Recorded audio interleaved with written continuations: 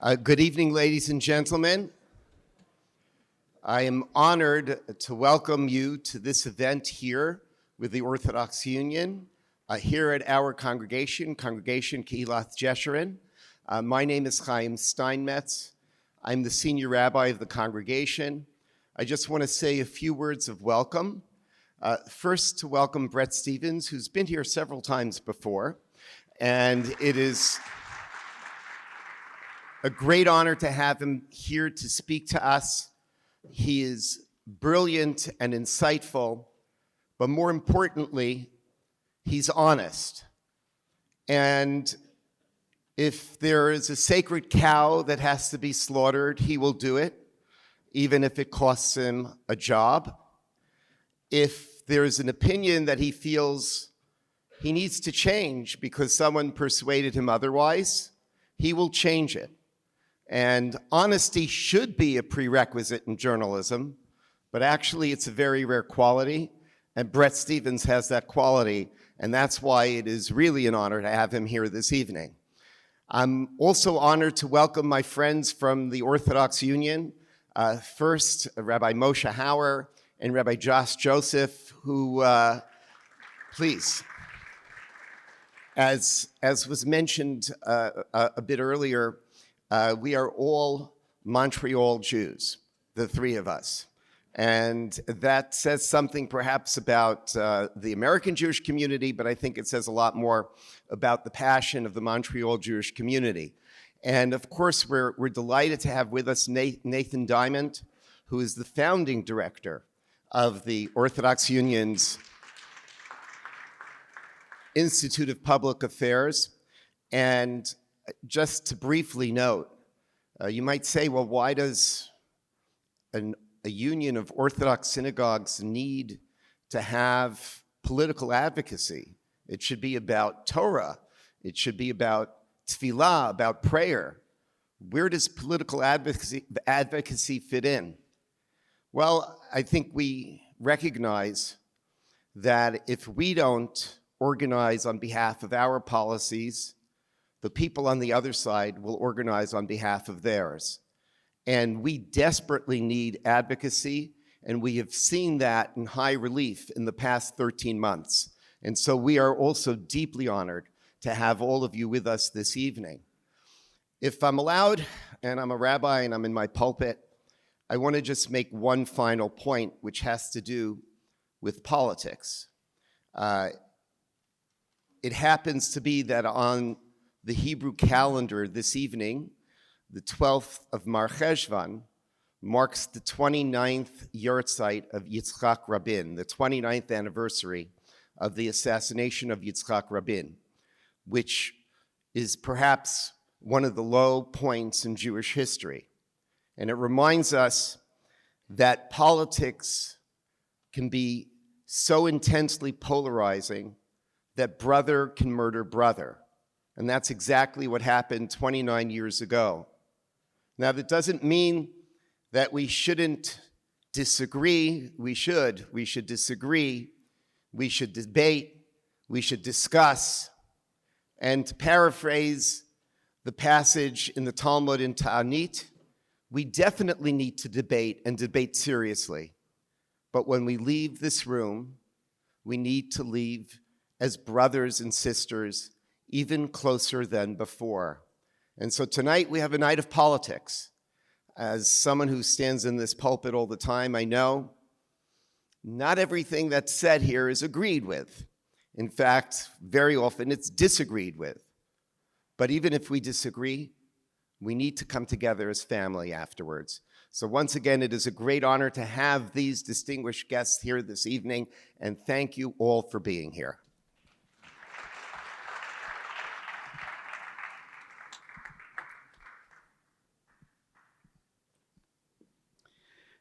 Good evening. Thank you. Thank you very much, Rabbi Steinmetz. My name is Moshe Hauer. I have the privilege to serve as the Executive Vice President of the Orthodox Union. It's a privilege to be here to express gratitude to the leadership of this magnificent and historic congregation, to express gratitude to Rabbi Steinmetz, to express gratitude and appreciation to Rabbi Lookstein, who is here with us. If I remember correctly, and I think I do, that when one has the privilege to be here during a prayer time, actually, for some of you who aren't here regularly, this OU thing is not usually here. What is behind it is the most beautiful inscription on the parochet, on the curtain, which is Uvehechalo kulo omer kavod.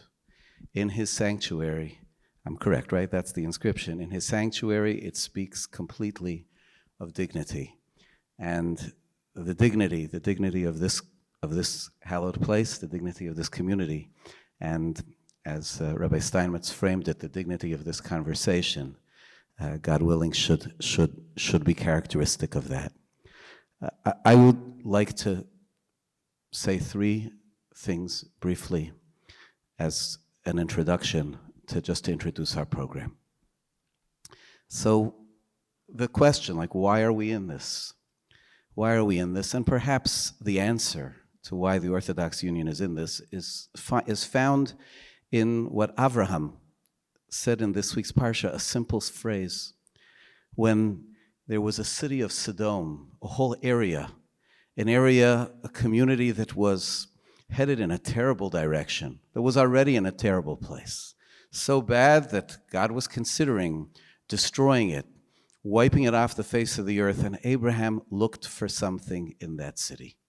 And what he looked for, he expressed in three words: tzadikim betoch ha'ir, righteous people within the city, within the community.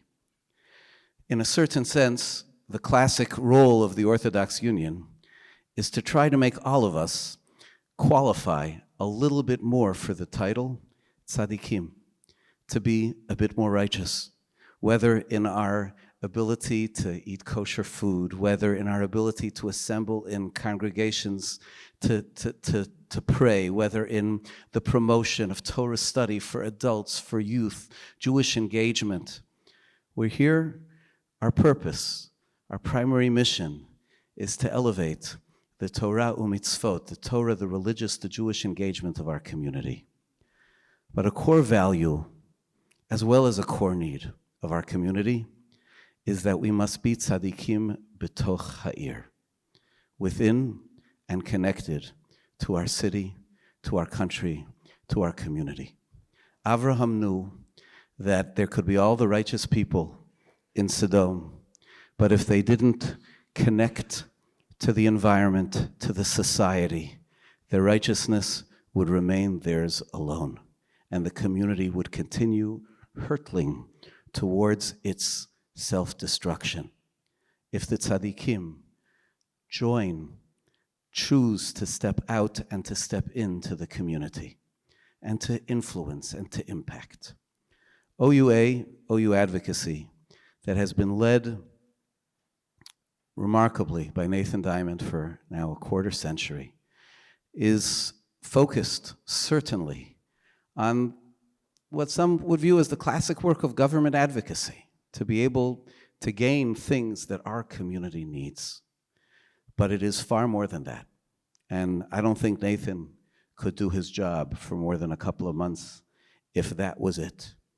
It's about, as well, being a voice representing tzadikim b'toch ha'ir, values brought to the community, a voice lifted but not raised, a voice which is even, which is consistent.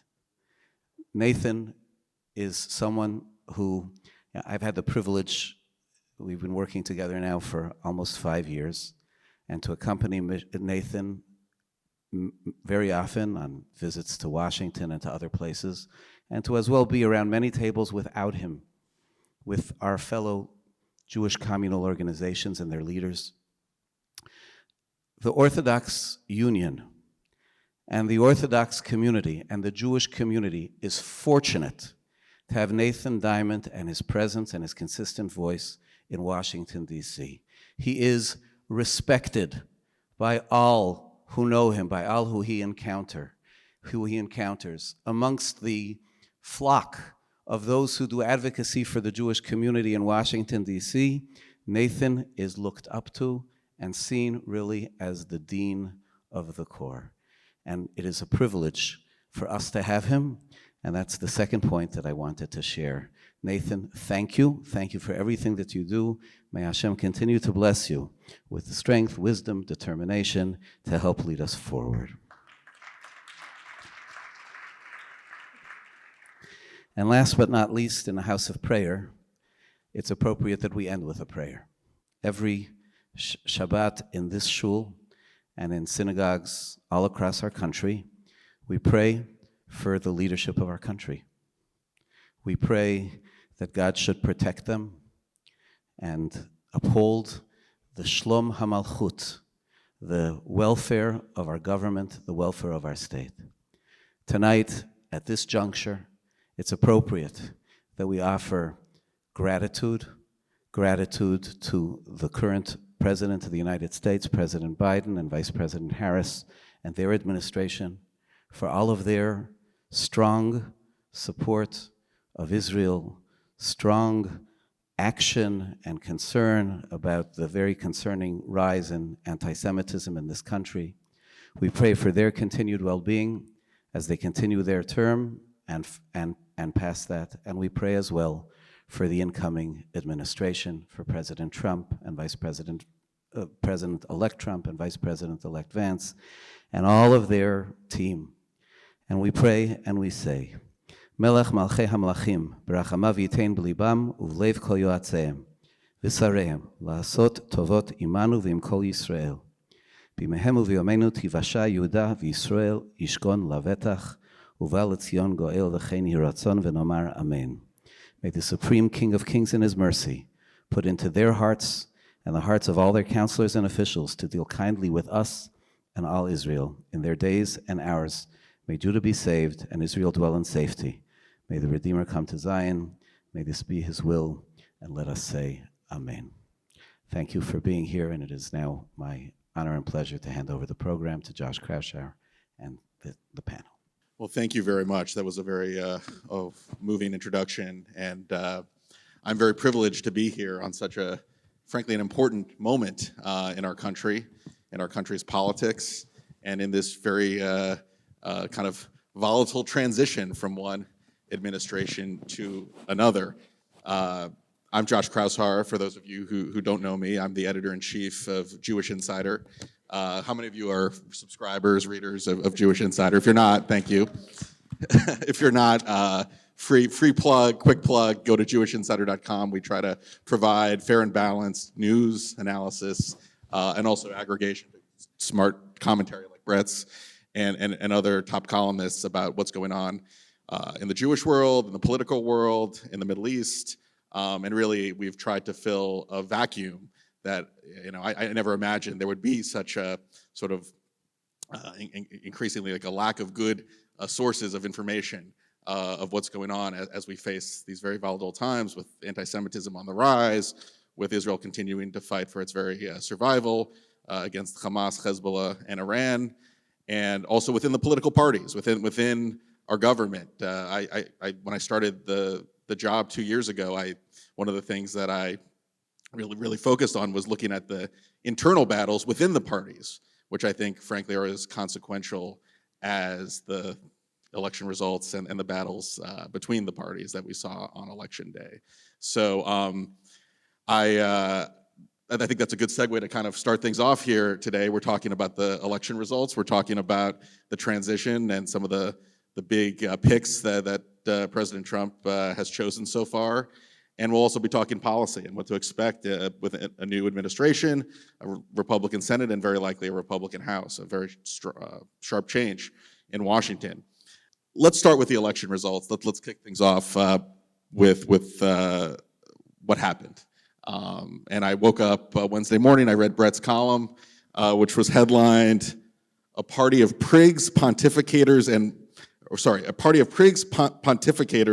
suffer a humiliating defeat, talking about the Democratic Party. And you wrote, the broad inability of liberals to understand Trump's political appeal, except in terms flattering to their beliefs, is by itself part of the explanation for his historic and entirely avoidable comeback. Brett, how do you read the election results? Was this a mandate for Donald Trump? Was this a rejection of the Democratic Party? And how much do you think Trump? How historic was this victory? And how much change do you expect in policy with this new administration? I mean, the question of first of all, what an honor to be on the BEMA with you, and it's good to be back here at KJ. I think I was here just a few months ago, but it's always a real pleasure and a distinction to share the room with you. On the question of how significant it is historically, I always think of this pompous question that Henry Kissinger once asked Zhou Enlai about the effects of the French Revolution. This question must have come around 1970, and Zhou's answer was, "Well, it's too soon to tell." So I feel whether this is historic or not, we'll be able to judge in not just in a few years, but maybe in 50 or 100 years. Look, the way I read the election is fairly simple. A majority of American voters decided that they detested the Democrats marginally more than they detested the Republicans. And I think it's useful to see it in terms of negative polarization. My colleague David French made an interesting point. He said, keep in mind two numbers, 17 million and 73 million. 17 million are the Republican primary voters who gave Trump the nomination. It's 5% of the country. 73 million were the people who voted for the Trump-Vance ticket in November. Very few of those, or only a small percentage of those voters, are hardcore MAGA voters. But they looked at the record of the Biden-Harris administration, and I think they took the measure of the vice president who was a bad candidate and had a shaky campaign overall despite a good debate performance, and they decided to go with the guy they knew and they remembered. Now, whether the guy they remembered is the guy they're now going to get is the great question for the next 4 years. And it's a question I think we're beginning to get hints of an answer from in terms of some of the mooted cabinet picks, some of which I like a great deal, I would add. But Trump won, had wild rhetoric, but actually fairly sober and consistent policy in many areas when it came to tax reform, when it came to taking a tough line on America's adversaries, whether it was Iran or China, and yes, even Russia, because that administration was staffed up by sort of Republican normies, people whose names you knew. We're going to find out just how sharply different, if it is sharply different, 2.0 is going to be. And in 30, 40 years, I'll give you a better answer. Nathan, I want to talk about the election results as well on your end, but you've been focused a lot on the Jewish vote. You've done polling, you've done analysis of the results. Tell us, there's been a lot of mixed feedback. We wrote a little bit about this in Jewish Insider last week, looking at some of the shifts in certain counties, some of the data that you guys have put out in Pennsylvania. But it does seem like this was sort of a seminal election in terms of movement among Jewish voters. But it's much debated. There's a lot of, to this moment right now, a lot of contention on, well, where the Jewish vote landed in this election. Give us your assessment and how big of a factor was the Jewish vote in this election moving towards the Republicans?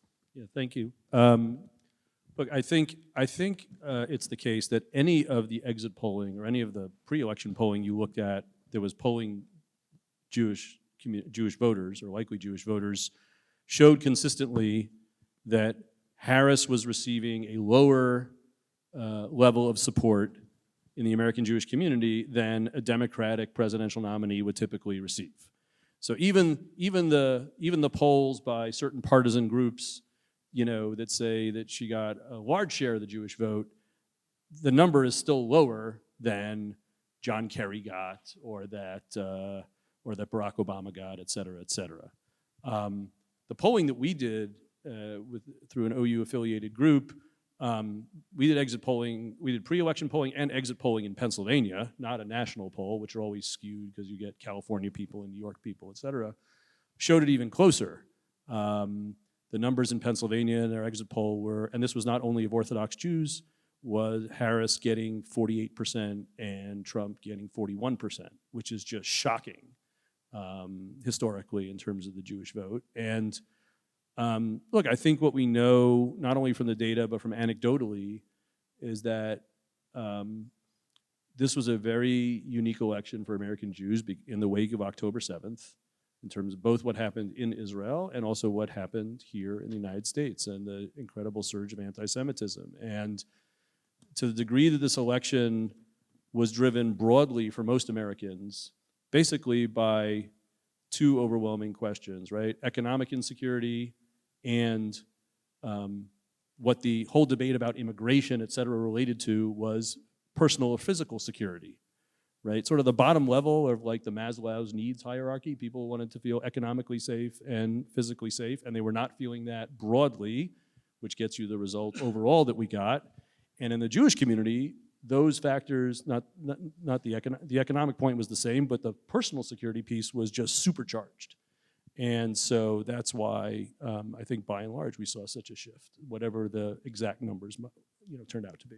And how big of a factor in your polling was the litmus test issue of support for Israel and engagement with and speaking out against the rising anti-Semitism taking place? It was. I mean, we asked that question. How much is the aftermath of October 7th part of you thinking about how you're going to vote? And those were 2/3 and more of American Jews. Again, not only Orthodox Jews that we asked were saying that was a big factor. No question about it. There's always a sort of an aftermath of an election, the diagnosis. One of the big questions, and I think, Brett, you kind of brought that up in your column, is where does the Democratic Party itself go from here as they try to pick up the pieces going forward? I was struck, and we've reported in the last week about some interesting and notable Democratic leaders speaking out more forcefully against anti-Semitism in the case of Senator Kirsten Gillibrand. Actually on a JFNA panel this week, Governor Whitmer made her first, this is the Michigan governor, who decided to make one of her first big post-election appearances at the rally in Washington this weekend, speaking out in support of Israel. You're hearing Richie Torres becoming a much more, he's always been an outspoken voice, but you're hearing a lot of people interview him and listening to what he says a lot more. Brett, I'm wondering, where do you, there's always the question, does the Democratic Party move inward, or do they actually realize that, to your diagnosis, that they've gone too far to the left and they need a course correct? Where do you think the Democratic Party goes from here on? I mean, historically, it tends to take a party several stinging electoral losses before the hunger for power overcomes the ideological fixations. And that was the case of the Democratic Party from Carter's loss, and then Mondale's loss, and then Dukakis's loss, and finally the rise of Bill Clinton and the Democratic Leadership Council, and the real understanding by at least the head of the party that it had to move towards the center. One of the points that I made recently in my conversation with Gail Collins is Democrats need not one sister soldier moment, they need multiple sister soldier moments. I mean, some Democrat has to stand up and say, if you're a college student, you're calling yourself progressive, and at the same time chanting for the resistance and calling for the destruction of the state of Israel, we want no part of you. Go join the Democratic Socialists, go sail into political oblivion, but the Democratic Party isn't breaking bread with any of you ever. Okay, that would be one useful step. Another thing, which you heard Seth Moulton, the centrist Democrat from Massachusetts, say is, he doesn't want his daughter getting run over on the playing field by a biological male who decided in the last year to change gender. And so one step after another, which is a bitter poison for I think so many Democrats and difficult, is gonna have to occur. And I don't know whether the people I call the House Reality Caucus, Tom Suozzi, Richie Torres, Mary Gluskamp, Paris. There are a few others, and on the Senate side, I'd say John Fetterman and maybe Michael Bennet. Whether they're going to have a critical mass, because it's so comforting to tell yourself a story that you lost because the country gave in to xenophobia and sexism and racism. Many of the people who just voted for Donald Trump voted for Biden 4 years ago, voted for Hillary 8 years ago, and voted for Obama 12 years ago. They were voting on reasonable and rational concerns. So it remains to be seen. And by the way, Trump's presidency, if I can venture this prediction, Trump's presidency is unfortunately going to turn many of those reasonable Democratic voices calling for reform into minority voices again, because the pressure to join the resistance once Trump starts, say, a deportation effort or does one thing or another is going to overwhelm at least the cultural elites in the Democratic Party, who are expert at one thing, which is being goaded by Donald Trump into behaving exactly the way he wants them to behave so that they can be owned by him and the rest of the far right. Really quickly as a follow-up, are you reassured at all with we'll talk more about the specific names that Trump has picked as part of his cabinet, but is there anything about this 1 week since the election? Oh, reassured you at all sure. about- Mike Waltz as National Security Advisor, I think would be a good pick. I mean, I have reservations about these guys. Above all, my biggest reservation is Ukraine, which I think the Trump administration has a profound blind spot on. Marco Rubio, I was delighted to hear his name mooted as Secretary of State. There was a time when I agreed with everything he said, most of all what he said about Trump, but then he changed his tune on that subject. But I think his mind is in the right place. I've been saying for some time that the United States is facing, or we are in a situation historically which has no better analog than the 1930s. The bad guys are uniting, and they're uniting against us, and we are pretending that the people who are fighting for their freedoms on far-flung corners of the world are not us. We're pretending that Ukraine's fight is Ukraine's alone, that Israel's fight, not we in this room, but America is, that Israel's fight is just Israel's fight, same with Taiwan. But we are moving in the same direction as we were in before the Second World War, where a variety of regional conflicts are beginning to unite into a single global conflict. And I'd like to see a president surrounded by fairly sober leaders who understand just how big the stakes are today. Nathan, asking you the same question about the Democrats. You've got your finger on the pulse, really, in your day-to-day role, speaking with lawmakers, understanding their views and positions. Have you sensed a shift in the early conversations since the election? And who do you think, like when you talk about, I hate to talk about the next election, but who do you think could emerge as Kamala Harris is no longer likely going to be playing a role in presidential politics. Biden, his time is up. Obama, we'll see what role he plays. But do you see any future leaders in the Democratic Party that can really adopt that mainstream middle that Brett was talking about? So on the second part of your question, I will invoke the great and wise American sage Yogi Berra. A certain level of prophecy is very difficult, especially when it's about the future. That was not Yogi Berra. Sorry, I have to correct you. That was not Yogi Berra. It was Niels Bohr, a Nobel Prize-winning Jewish But it physicist. sounds so much better when you say it's Yogi Berra. No, but it's better as Niels Bohr because it's a profound observation when you think of the socialist, the joke about socialism, that under socialism it's the past that can never be predicted. It's a very astute line. Okay. But again, people coming, Democrats coming out of the Reagan years did not see Bill Clinton on the horizon by and large. So I think you can say, oh, there's Gretchen Whitmer and there's Josh Shapiro, but I don't think we really know that yet. But going to the first part of your question,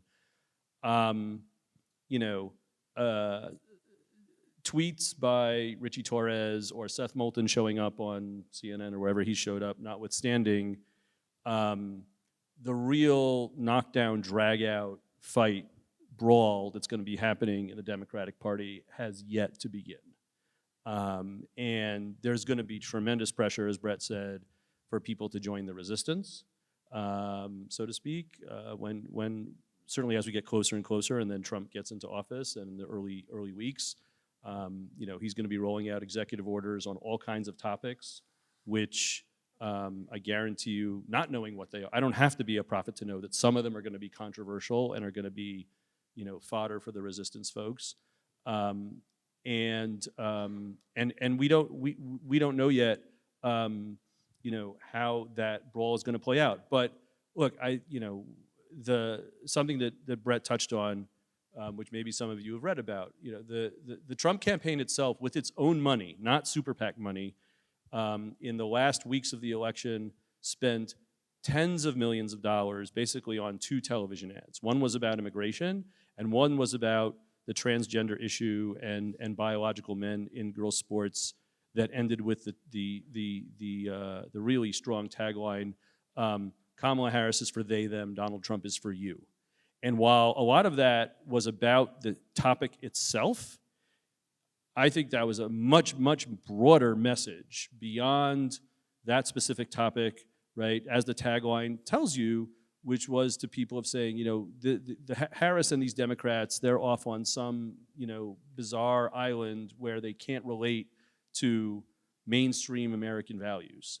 And I can tell you right now that there are still plenty of, Democrats in Congress who think that legislation around those issues, for example, involving LGBT rights, that they've crafted much more broadly than, say, merely protecting LGBT individuals from getting fired just because of their status, or being denied housing just because of their status. But they write these pieces of legislation so broadly because they are giving veto power or dictatorial power to the advocacy lobbies for those groups, and it puts them in a place which is so out of touch with common sense approaches that most Americans agree to. And so it's going to take a lot of brawling, not only on the rhetorical level, but who's going to actually say, no, we're not going to let this legislation go that far where we're going to make it, illegal to have,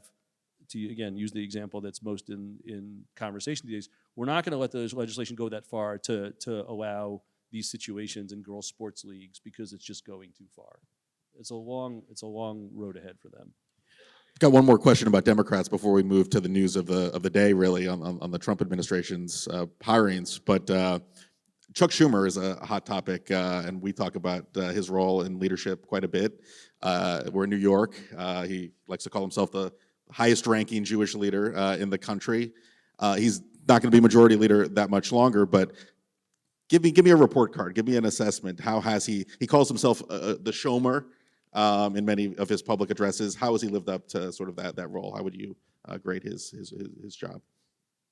What's the semester term that we're grading him on? Two-year term. I mean, look. To be fair and honest,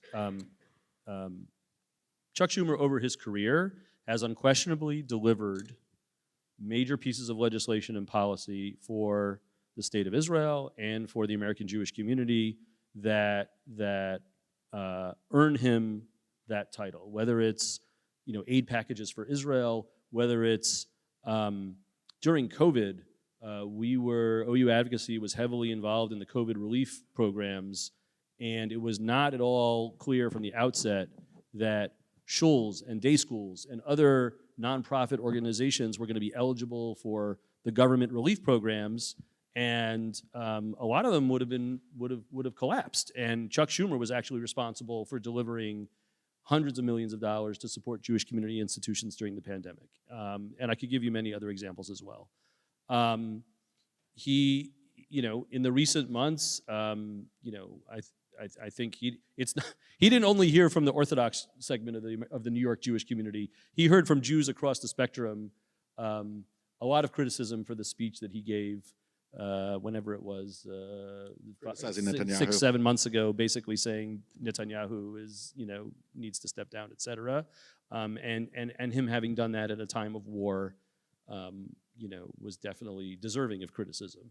And he's also, by the way, the Senate You know, we just went through a year in which the Republican-led House had multiple committee hearings about anti-Semitism in the United States, and the United States Senate did not have a single one.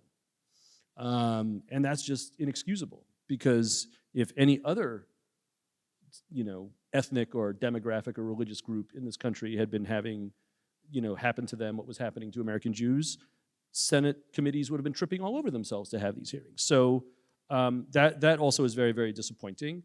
I would say I'm pretty optimistic is the right word, but I'm expecting that in this lame duck session between now and the end of the year, we're going to get some of the big anti-Semitism legislation, bills to combat anti-Semitism legislation passed, and that Senator Schumer will help us actually make that happen, and then we'll see where we are. So would that include the Anti-Semitism Awareness Yes. Act, which has been Yes. stalled?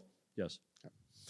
Turning to the Trump administration, and as we've been discussing, there have been a lot of new cabinet nominations coming fast and furious. One of the big themes that we've covered within the Republican Party is this battle between the traditionalists, especially on foreign policy, and the MAGA isolationists. The lineup right now, at least on the foreign policy side, we're expecting Marco Rubio to be named as Secretary of State, Congressman Mike Waltz as National Security Advisor, Elise Stefanik as UN Ambassador, Mike Huckabee this afternoon named as the Ambassador to Israel. Brett, are the traditionalists winning out, and how do you kind of assess the battle that's already been taking place, and how do you kind of game out what's going to be coming in the months and years to come in the Trump administration as these very isolationist voices, some of them anti-Israel voices within the base, within the grassroots, the Tucker Carlsons of the world? How do you see that grassroots kind of clashing with what still seems to be a dominant traditional wing of the Republican Party? Look, I mean, given the names you just mentioned, so far so good. You know, one of the things that I think it's important for those of us who did not support the president-elect in this campaign is to praise him when he does things that we like. And I mean, it's what I tried to do in the first administration, but what I'm determined to do more of going forward. I think just sort of reflexive, stupid opposition or an insistence on always reading the worst possible interpretation of every conceivable scenario isn't particularly helpful. And as you pointed out, you know, a lot remains to be seen whether, I mean, often, you know, Richard Nixon had William Rogers as his Secretary of State for the first 4 years, but he didn't matter, right? So having a title and having influence are two different things. And it may be that Trump will be more profoundly guided by voices like Tucker's, and I think of Tucker Carlson as a very dangerous and unfortunate person. That's what we may get, but these so far are extremely solid picks. You know, one thing is with Trump, you always have to separate rhetoric from reality for at least a couple of reasons. One is that I think Trump often doesn't really know his own mind, right? And he just kind of spouts off in a very almost human way, except he's, you know, in charge of 1,500 strategic nuclear weapons. But that's who he is. I mean, you have to sort of accept that he has this personality. So you'll hear him say things, and they will not end up having consequences in terms of policy, and that's it. The other aspect is, I think Trump conceives of himself as a negotiator, so he will stake out extreme positions with the idea that if he says, for example, I'm going to get out of NATO, purpose is not actually to get out of NATO, it's to scare the living wits out of the Europeans when it comes to their spending commitments, that essentially, you know, adopting these sort of hyper-maximalist, scary positions is not insanity, it's in fact a perfectly sensible negotiating position, particularly when your adversaries or even some of your allies suspect you might actually be crazy. In fact, back in the 1970s, This was called the madman theory of international relations. Everyone wanted to,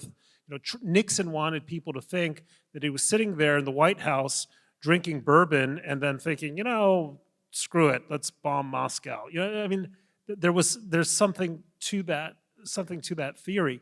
So all of this is to say that it's very difficult to game out exactly what the policy is going to look like. One last point I want to make, which is that if there's one thing that Trump does not like, it is being perceived as a loser. And I think he will see at some level the lesson, even though it was his team that negotiated what I thought was a dreadful deal with the Taliban to withdraw, which the Biden administration foolishly executed.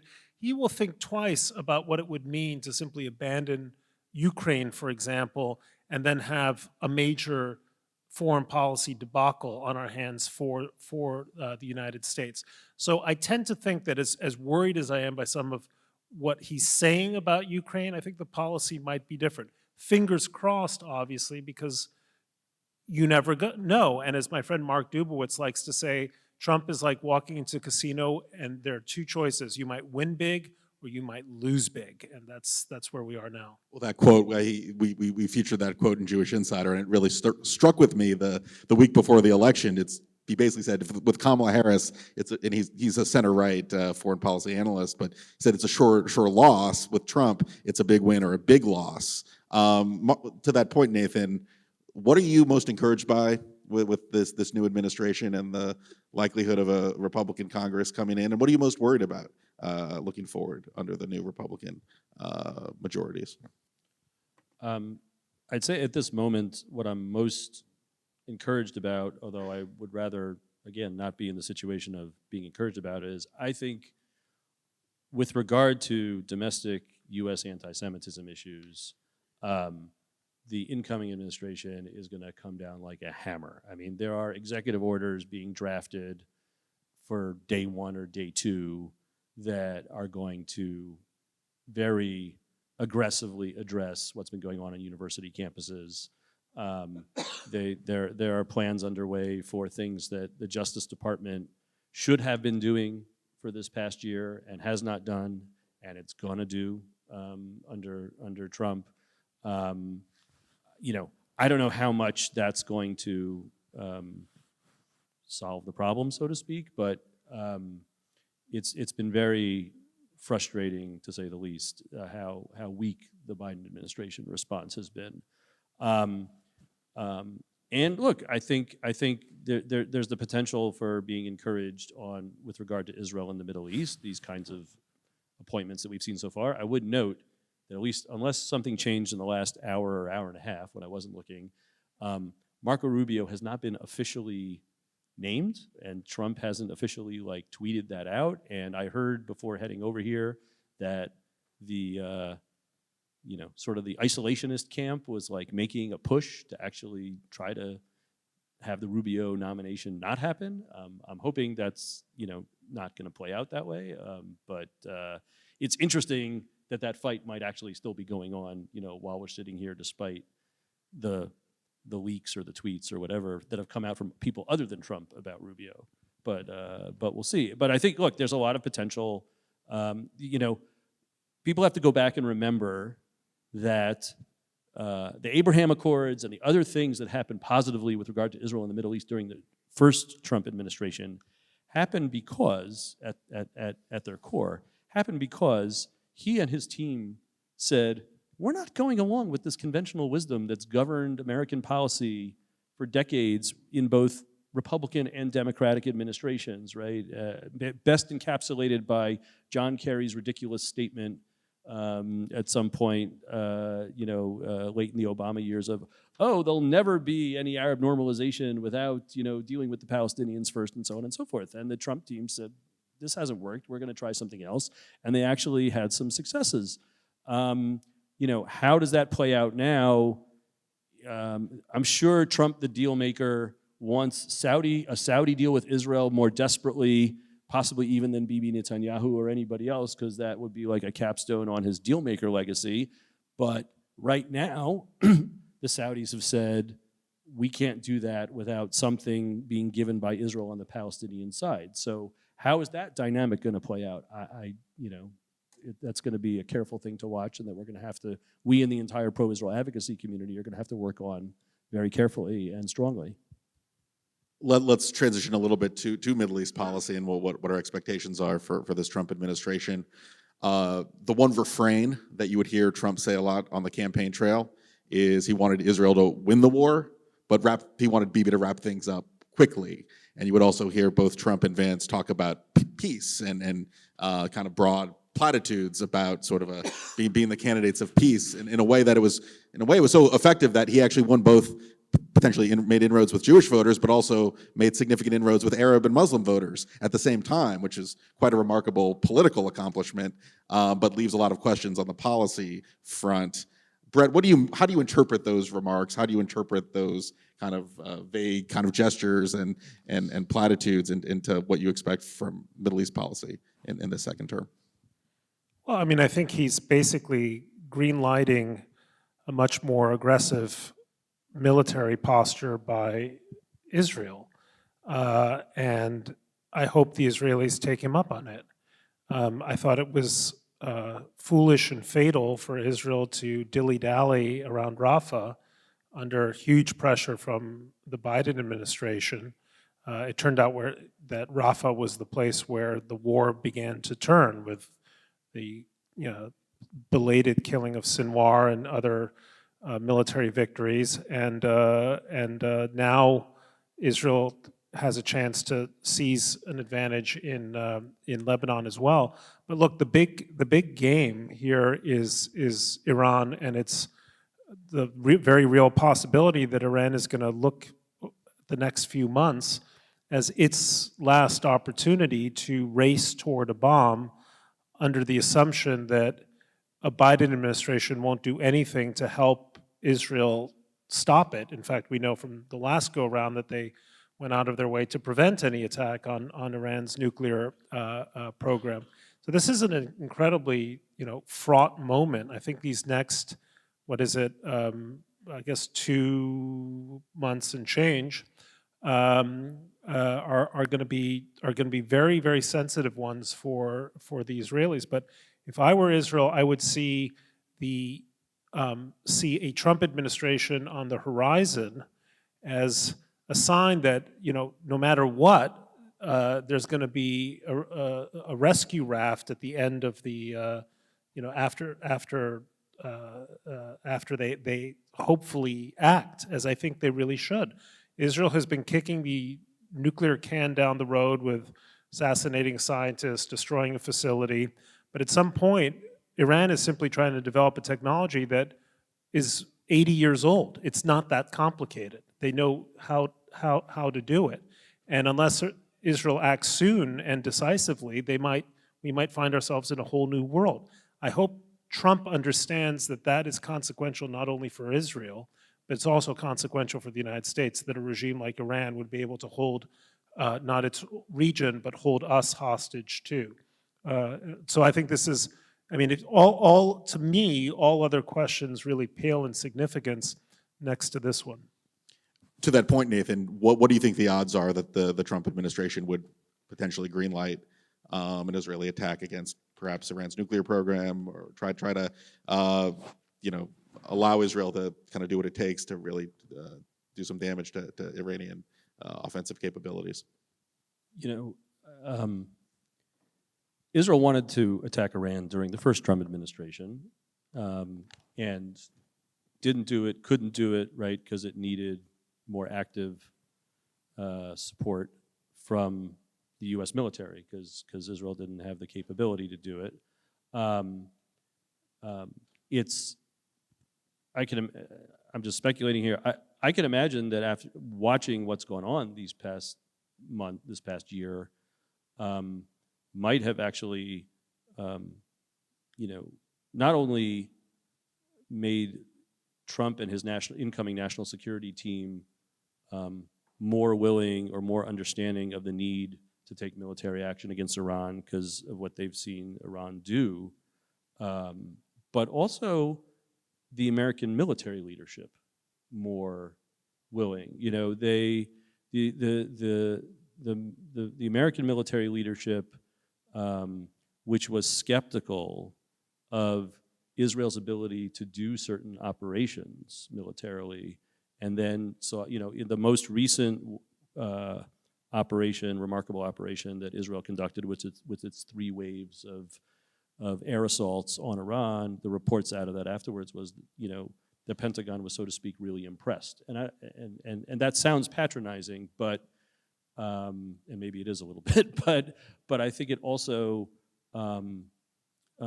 gave the Israeli military, in a certain sense, more credibility with the military leadership, which is going to need to be bought in, right? Even if the Trump political leadership wants to go down that road.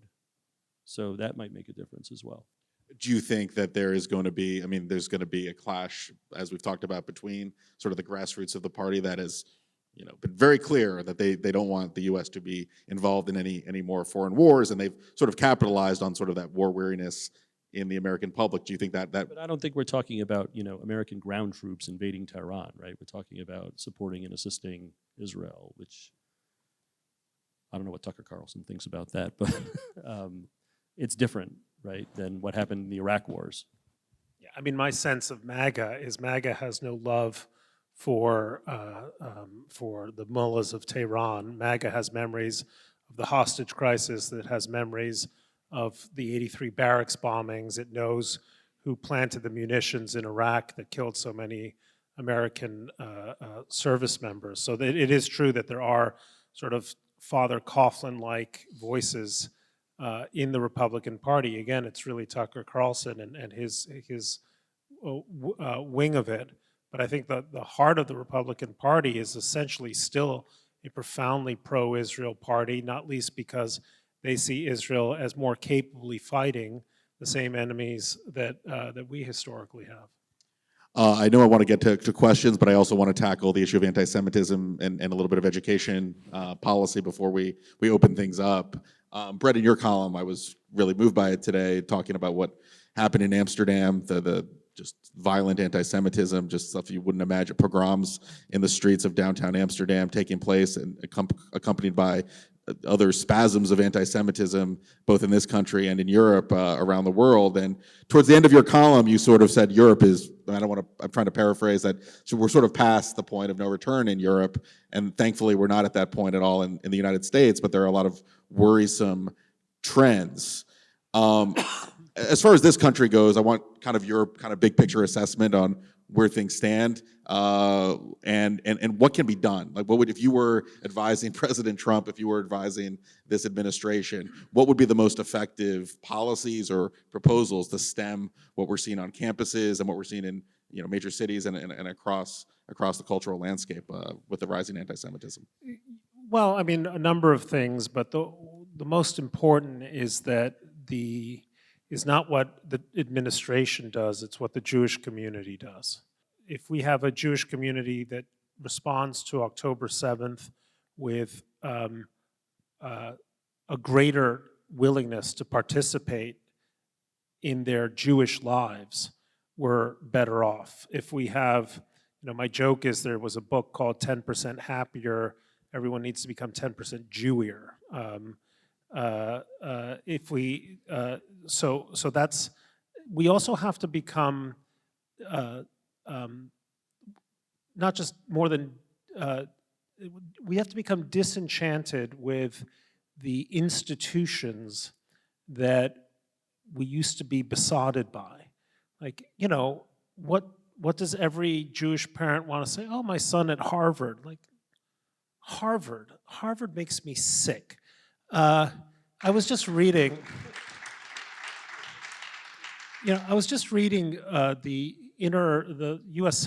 House put out a report on which brought up tens of thousands of emails about the deliberations among senior Harvard administration about what kind of statement they would put out October 7th in response to October 7th.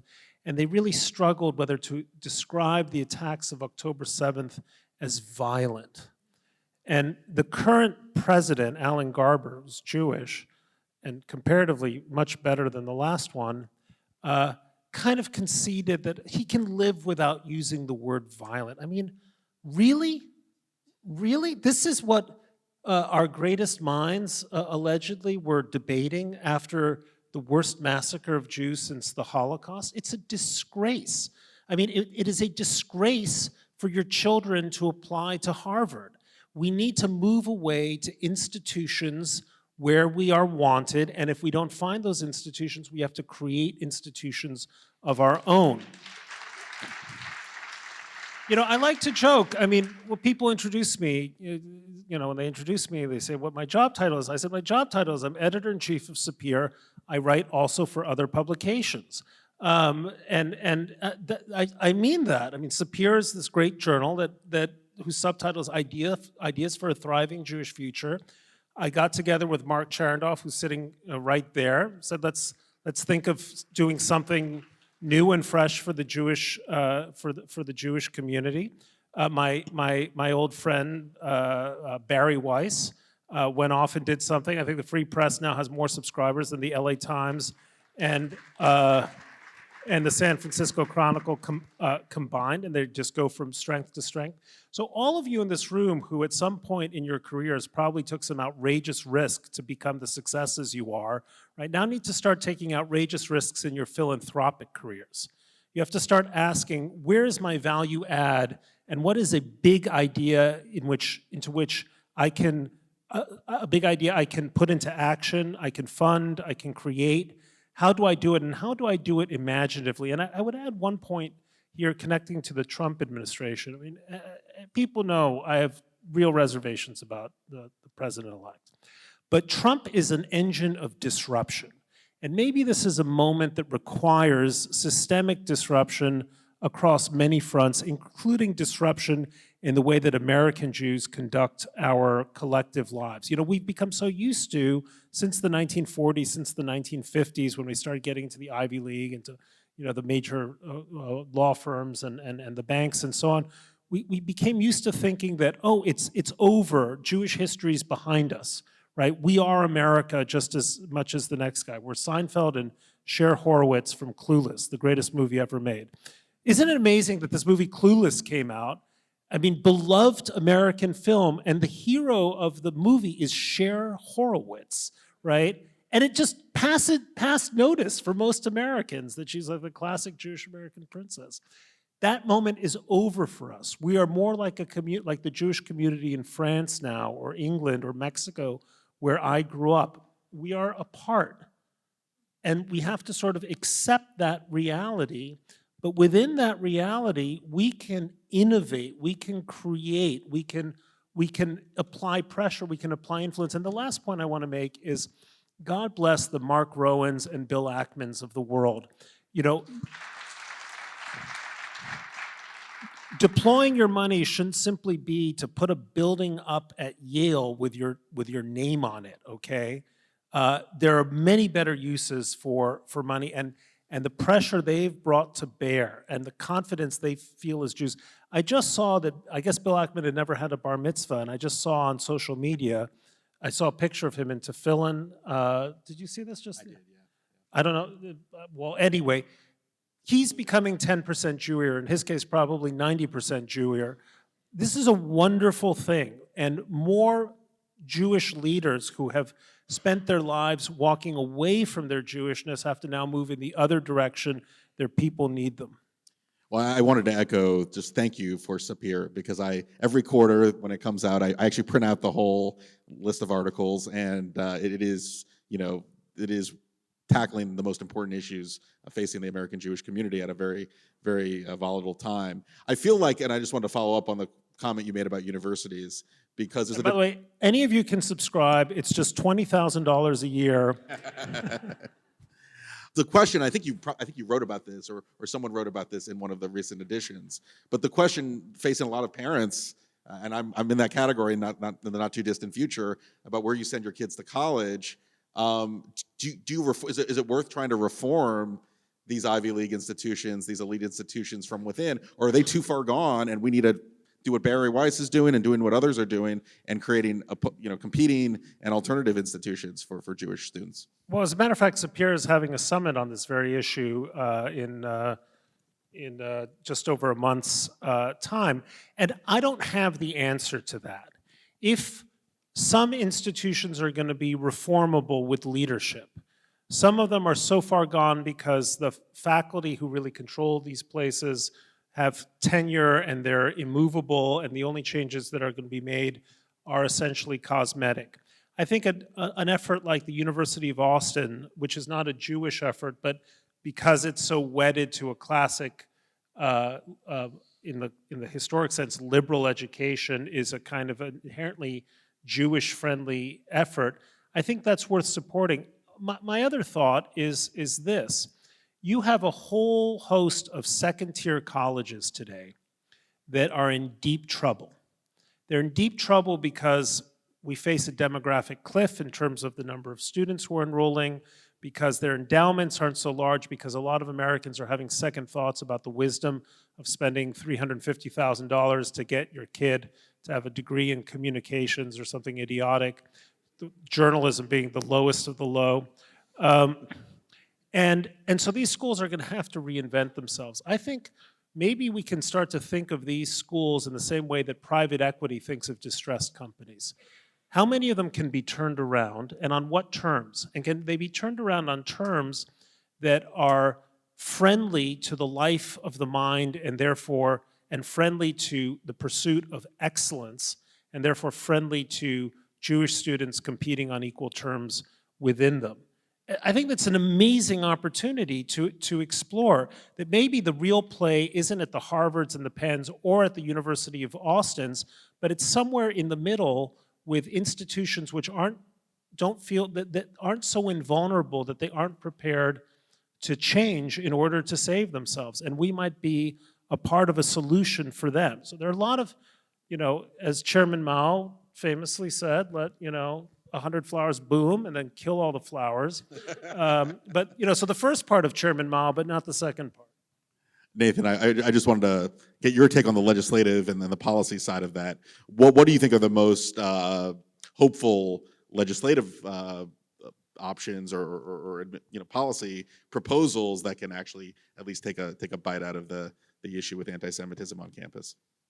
Well, again, without putting everybody to sleep by discussing legislative, minutia, I would just say that there are going to be, as I said, before you get to legislation, the Trump transition team is already working on executive action and orders, which are going to bring a lot of pressure to bear on these universities. There will be some legislative things that need to be done, and we can expect that a Republican-led Congress is going to want to aggressively move those pieces of legislation. And again, as I also mentioned earlier, I expect the Justice Department to be prosecuting the perpetrators or the funders and fomenters of these anti-Semitic activities. You don't need new laws. I mean, there are statutes on the books under which people can and I expect will be prosecuted. But I want to shift to a different place and maybe tie into what Brett was saying earlier. I don't know how disruptive this is, but it could be disruptive, and it ties into a few earlier points. Most American Jews, including I bet everybody in this room, still live in congressional districts and states that are represented by Democrats.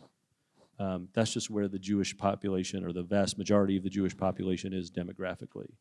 And coming out of this election, with the data about the Jewish vote and with everything else that's going on, we have an opportunity as a community to put even more pressure on these Democratic congressmen and Democratic senators and say, you guys just got shellacked in this election as you didn't expect to, number one. Number two, I don't care which poll you want to take, but you lost support in the Jewish community because the Democratic Party did not respond in ways to all of this the way we expected. And if you want to keep going down this road, this is where the community is going to go. And this is a moment, that we can really up our game and challenge the senators and the congressmen who, again, have D's in parentheses after their names representing our communities, but who know that the ones who are smart and the ones who will survive know that they need to shift if they want to stay in office, in the next cycle or the cycle after that, even if they survive now.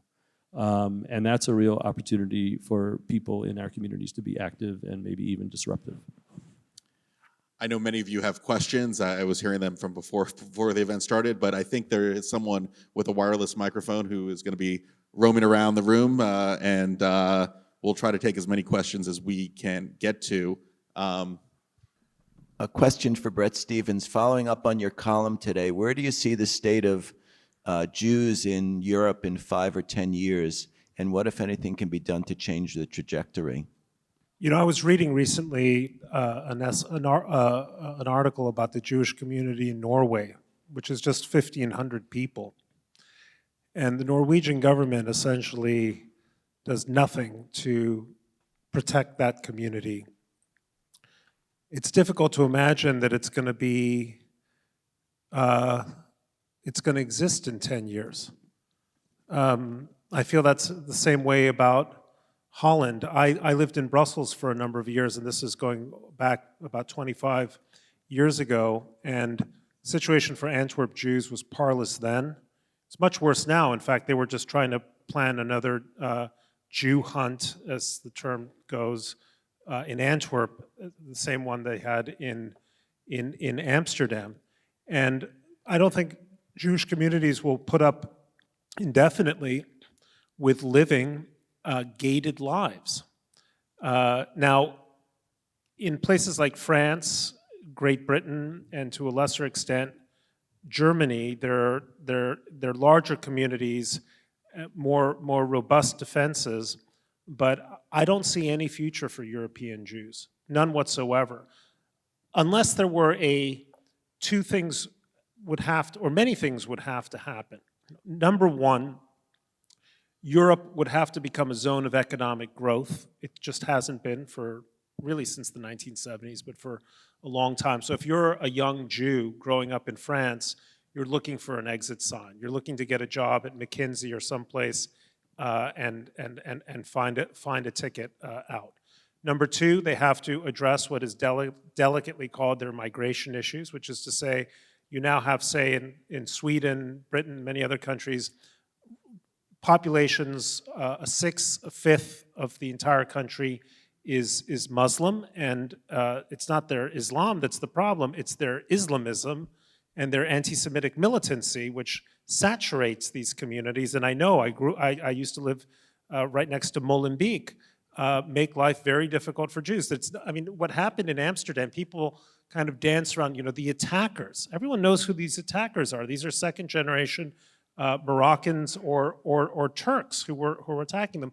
But the European states are terrified about dealing with them, and centrist parties are terrified about dealing with them. So the issue has been shunted to the extremes. The AfD in Germany, or Geert Wilders' party in Holland, Marine Le Pen in France. But until centrist parties begin to reckon with the fact that they have imported populations with profoundly illiberal views, not just anti-Semitic, but homophobic, misogynistic, and that nothing has been done, or very little has been done, to bring these communities into consonance with a more liberal and humane set of values, that problem is going to remain quite profound too. And the final issue is you just no longer have in Europe, as you do in the United States, a critical mass of Jews who want to persevere as Jews in those communities.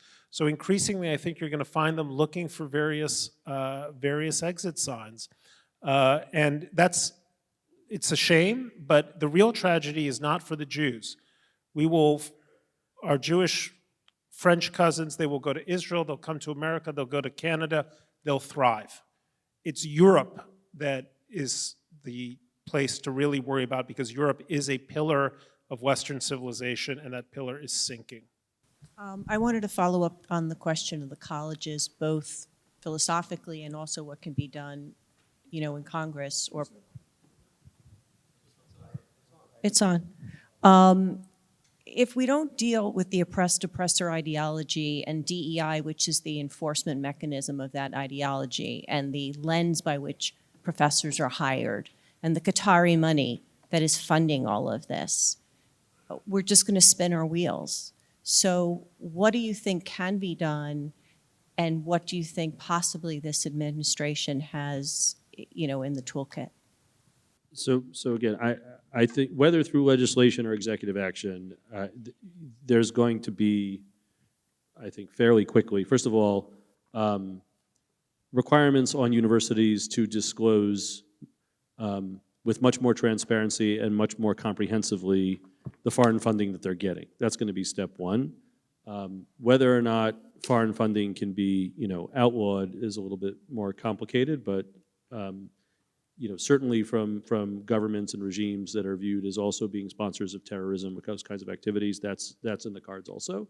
And again, what we haven't seen, right, this past year or before that, is any university lose its federal funding because of its failure to enforce existing, civil rights laws. And, without, I don't know which specific university it's going to be, but there are folks who will be coming into office who are determined to make an example of at least one major university to, coercively strike the fear of that into university administrations. By the way, the other thing that's coming down the pike is next year Congress is for a whole variety of reasons, is going to be dealing with another major piece of tax legislation. And Republicans are, even before this past year, would have been salivating over removing the tax-exempt status from university endowments so they can raise a whole bunch of money and pay for various other things they want to do in the tax law. And this has only helped them. If you're a university president and haven't hired the best tax lobbyists that can be found, you're already engaged in malpractice on behalf of your institution. So there's going to be a tremendous amount of pressure put upon these universities. We're not going to get to a place, and we probably should not get to a place, where the government is literally dictating to universities what kinds of professors they can hire or their curriculum. But the pressure campaign is coming. But again, we shouldn't just assume it. We have to keep doing our work. We have to keep engaging our advocacy. We have to commend those in the executive branch and those in Congress who are going to lead the charge. They're going to need our support because there's going to be howls of, oh, you're infringing on academic freedom and the First Amendment and this and that and the other thing. And we need to be active and engaged and make sure they follow through. Hi. Just a tiny bit of context. I'm Australian. I live here. I grew up in Melbourne. People don't know this, but it's the largest per capita number of Holocaust survivors outside of Israel. As a result of that, our community is pretty robustly supportive of Israel. I mean, people might not always like Bibi, but like 85 to 90% of the community is behind Israel. What has been a shock to me is to be really exposed in a big way to a lot of Jewish people that are very anti-Israel here. And it's reflected in their politics. It generally tends to be left-leaning, and I don't know if you've got any comment on that, but it really frightens me. I mean, I've been to a large synagogue on the Upper West Side during Shavuot, and they made prayers for the Palestinians, and, not that, obviously, but it's just like, it's pretty intense, and I just want to get your comments on it. I mean, one thing that's going to happen, this I feel, unfortunately, I can predict, is that you're going to see, with Trump coming into office, right, and assuming that he follows through on being pro-Israel in ways that the mainstream, the center right of the pro-Israel community is going to appreciate and applaud, is that the left is going to use that to supercharge anti-Israel sentiment and activity. If you look back when J Street was launched, they were very clever and fortunate in their timing, because J Street launched at the beginning of the Obama administration, and they got wind in their sails because of the tension that was going on between the Obama administration and the Israeli government at the time. And that fed them with energy. And part of the dynamic over this past year, whether you love or not everything that Joe Biden did with regard to Israel over this past year, he was a check against a lot of people in the Democratic Party going further in being anti-Israel or critical of Israel than they otherwise would have been, because you had a Democratic president with a D next to his name saying, I'm a Zionist, I'm still supplying weapons to Israel, Israel is justified, and so on and so on and so forth. And so you had Bernie Sanders and you had the Squad and whatever, but people a few steps over from those extremists were not going to buck the president of their own party. Now, with Trump coming in, they're going to be either A, under pressure, or B, feel more free to make this part of the opposition and the resistance to Trump. Right? And the groups on the left, the real anti-Israel groups on the left are going to be fueling that. They're going to be trying to take advantage of that. And that's another dynamic that we and supporters of Israel, irrespective, whether you're a Democrat or you're a Republican, are going to have to plan for and deal with, because it's going to become much more, if it's possible, polarized. Yeah, hi. I have a question more on a local level. We're talking about tremendous anti-Semitism in the colleges, but is anyone discussing or trying to handle of the anti-Semitisms in the lower schools, what's happening in the Board of Education in New York City? In Chuck Schumer, they went to protest the pro-Palestinians this weekend, and the kids had coloring books, unbelievably anti-Semitic, that might have been from the Board of Ed. And, Holocaust studies are being taken away, again, on a local level around the country. So I don't know if anyone's even bringing that and addressing those issues too. Part of that is the price that has been paid by insufficient attention to local elections. Democratic socialists have been very clever in understanding kind of in a Gramscian way that their advantage is that no one votes, say, for the city council elections, especially because de Blasio cleverly moved city council elections to exactly when you're at the Hamptons, to the middle of the summer. And so it created opportunities for extremists to take seats based on very slender majorities. Alexandria Ocasio-Cortez became a congresswoman based on essentially like 15,000 votes. Well, in her case, because no one was thinking of Joe Crowley's seat as being up for grabs. But it's the same has been the case with the city council and the problems Mayor Adams has faced with them on a whole host of issues. I think it's also been the case with the schools. That's a matter that requires genuine, simple democratic participation to take some of these school boards back. People just didn't notice what was happening in many of these places. And I think your point is exceptionally well taken, because while we're focused about what's happening at Harvard or other schools that we care about, the public school system in New York is an absolute shambles and has gone down the drain ever since Joel Klein left as schools chancellor. That's an opportunity, I think, for just sort of exemplary democratic participation, not only by Jews, but all of our allies in different communities. I would add, in particular, Asian Americans who also care, leaving aside Holocaust education, they just care about excellence in education, period. We could be thinking strategically.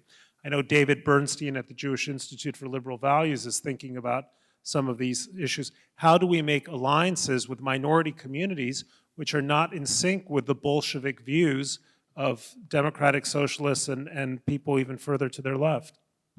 We have time for one more question, and then we have to wrap things up.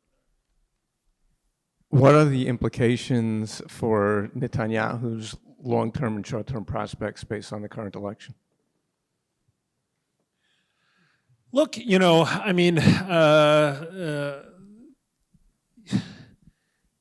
given my track record of thinking he's about to go, I predict a Netanyahu government till till he reaches his father's age, I don't know, 102 or something like that. Bibi's what, 75 now?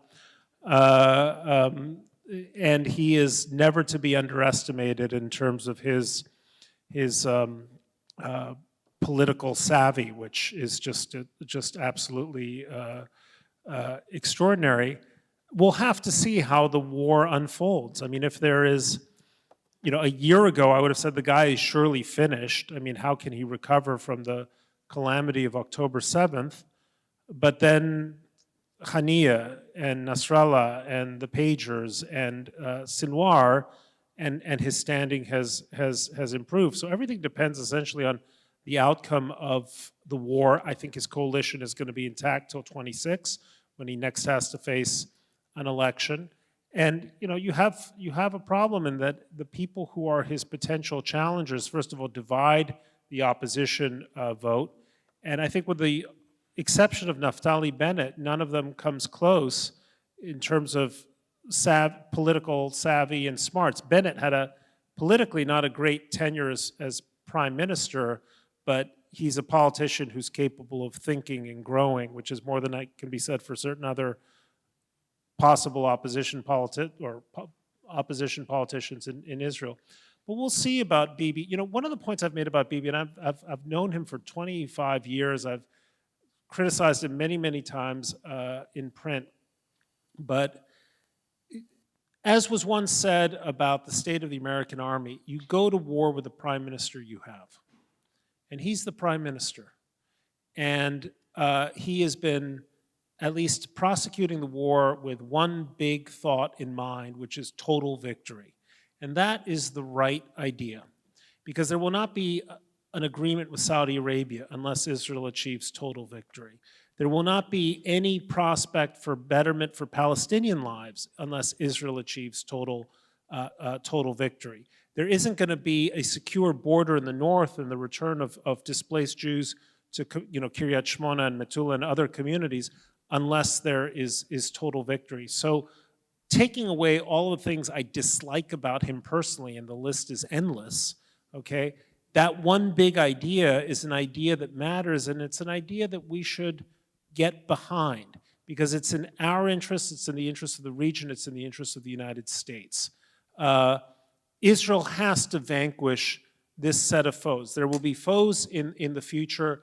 We will be hated for sure, but it's better to be hated, to paraphrase Machiavelli, better to be hated as the winner than to be hated as the loser. So let's go for that. Well, thank you, Brett. Thank you, Nathan. Thank you, everyone who came here tonight to discuss all the important news of the. Just to close us out, a last brief word from the chairman of the OU Advocacy's National Committee, Yitzi Preter. I'm not going to keep you here long. I just wanted to thank Brett, thank you, Josh, and I want to echo what Rabbi Howard said, and it is a privilege that I get to work with Nathan, and congratulations on 25 years leading Orthodox Union advocacy. This is one of the primary purposes of the OU, and I would echo what Brett said, that we should be innovative with our philanthropy, and I can't think of a better way than various programs of the OU. We have our president, Mitch Ader, here, Rabbi Howard, Josh Joseph, and Nathan has many great ideas for OU advocacy. You can read about some of the things that OU advocacy has accomplished, and we thank you all for coming, and we hope that we'll all become Jewier.